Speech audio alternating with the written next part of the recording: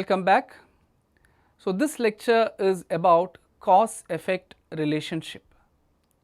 In the last lecture, we discussed about strain, and the lecture previously we discussed about stress. Now, in this lecture, we will be combining these two. So, that is known as cause effect relationship. Okay. So, solution to geomechanical problems, it should satisfy, the first one is stress equilibrium, which is considered as a cause. Now, as I discussed before, stress is not actually the cause is the external loading, but the internal mechanism is understood as stress. So, do not get confused with that stress is a response. So, how it can become a cause, but this is due to the external load which is acting. The manifestation of external load is conceived as stress. So, stress is the cause, that is how it is taken, and the effect would be strain. So, we need to satisfy stress equilibrium condition, which is conceived as the cause. Then we also need to understand the strain displacement relationship, which is defined as the effect, and to ensure compatibility. Then it is cause effect relationship, and in most of the cases, for simplicity, it is assumed linear for elastic behavior. Now, why I have specified it here is to make you understand cause effect relationship really talks about the material behavior. Now, cause effect relationship, why do you need that such a relationship, that also will become clear subsequently. We need to study about stress, we need to study about the strain, why you need to connect these two. So, that it will be clear in some time. So, it is assumed for linear for elastic behavior. Now, it is all about our understanding about a given material. We know that soil and rocks, they behave non-linearly, but there are certain situations and conditions where soil can also exhibit linear behavior. So, if you assume the cause effect relationship essentially depends upon what kind of response the material give for a given set of loading, and depending upon the constitutive behavior of that particular material. Now, step C, that is what it means. The step C involves material constitutive behavior, how whether a material should respond linearly is mostly dictated by the material itself. A very good example would be of that of over consolidated soil. It is the same soil, but it has undergone a lot of stress in the past. So, the present stress what it is subjected to is in fact very small for that material, and in those conditions it can exhibit a sort of linear behavior. So, what type of response a material should exhibit will depend upon the constitutive nature of that particular material. And then we need to also satisfy the boundary condition, both in terms of force and displacement. So, these are some of the minimal requirements to solve problem in geomechanics. So, in that we have discussed about stress, we have discussed about strain displacement relationship. So, in this lecture we will specifically understand the cause effect relationship. So, to summarize, this is about the stress equilibrium equation, which we have already discussed before. Just for completeness, I am again repeating it. Again, the strain displacement relationship, which is the effect, linear strains epsilon x, y and epsilon z, and shear strain, which is the engineering shear strain, is given in this manner. I will not spend time here, we have already discussed this. Now, considering stress equilibrium and strain displacement relationship, there are 6 stresses, independent stresses, 6 strains and 3 displacements. Altogether there are 15 unknown quantities. Now, 3 equations of stress equilibrium, 6 strain displacement equations amounts to 9 equations. Again, number of equations are way less than the unknown quantities. So, for solving the problem we need 6 more equations, and this comes from the constitutive behavior or constitutive relationship. Why we need to connect stress and strain or cause and effect, because that process will give you additional 6 equations with which one can solve the given geomechanical problem. The constitutive relationship is extremely important for any material, and we need to spend a lot of time learning if you want to master geomechanics. This is the constitutive relationship is extremely important.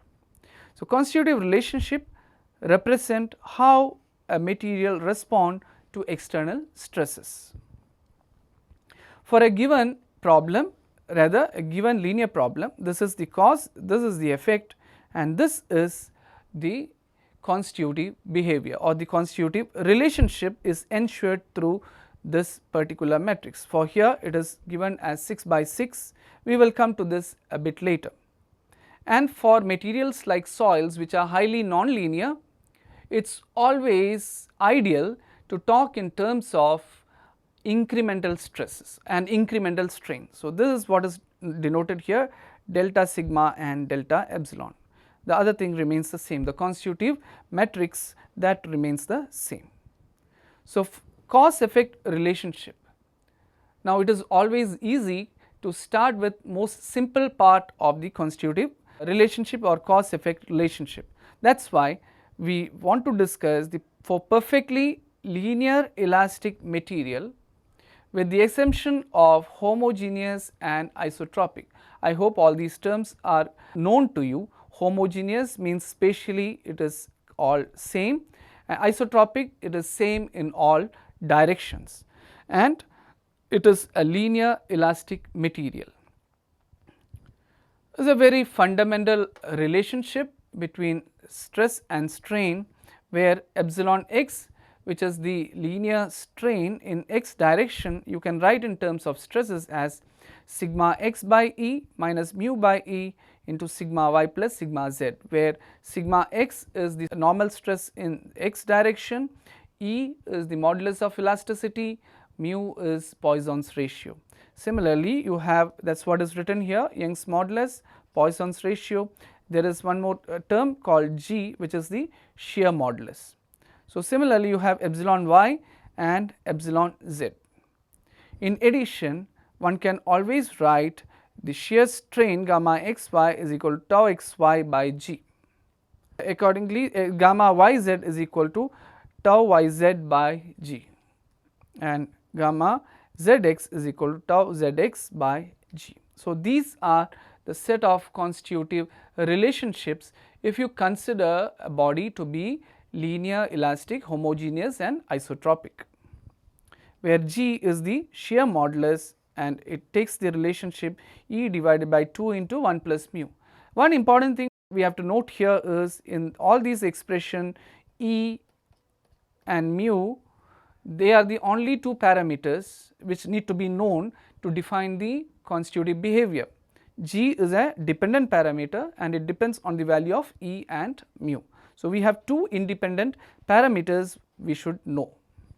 Now, when you take into account the cause effect relationship, we are left with now 15 unknowns and 15 equations, and the problem can be solved. So, the cause effect relationship, it is written in matrix form, where E epsilon is the strain, E is the constitutive matrix and sigma is the stress matrix. E represents the material characteristics, and here again we will be dealing with homogeneous, isotropic, linear elastic behavior. This reduces E matrix to comprise of only 2 unknown parameters which related to material behavior, which is E and mu, and which can be determined using suitable laboratory tests. So, that is how it looks like: epsilon x, epsilon y, epsilon z, gamma xy, gamma yz, gamma zx, the corresponding stresses, and 6 by 6 matrix of material behavior.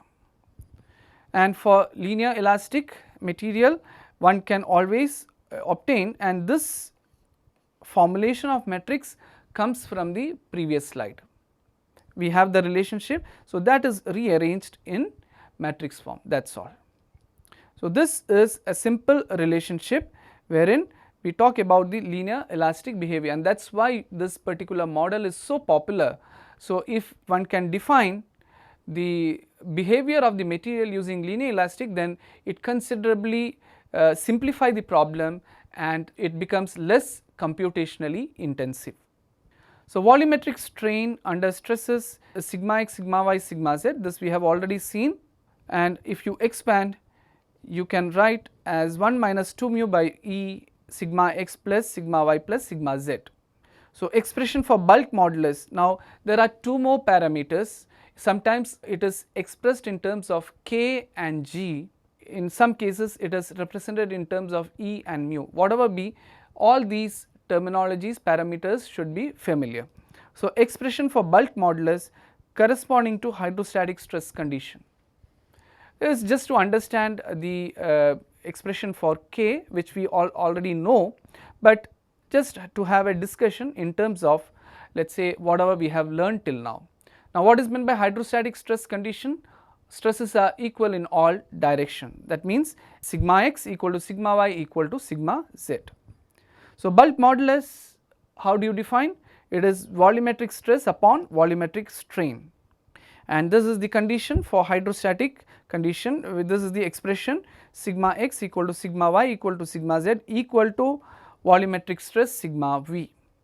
If you substitute this back into this equation, which is the expression for volumetric strain, you can get the expression sigma v by epsilon v, which is nothing but the bulk modulus, is equal to E upon 3 into 1 minus 2 mu. So, K is nothing but E divided by 3 into 1 minus 2 mu, and you can see that both K and G are dependent on E and mu. So, it is not independent. So, now we have E is equal to 3K into 1 minus 2 mu.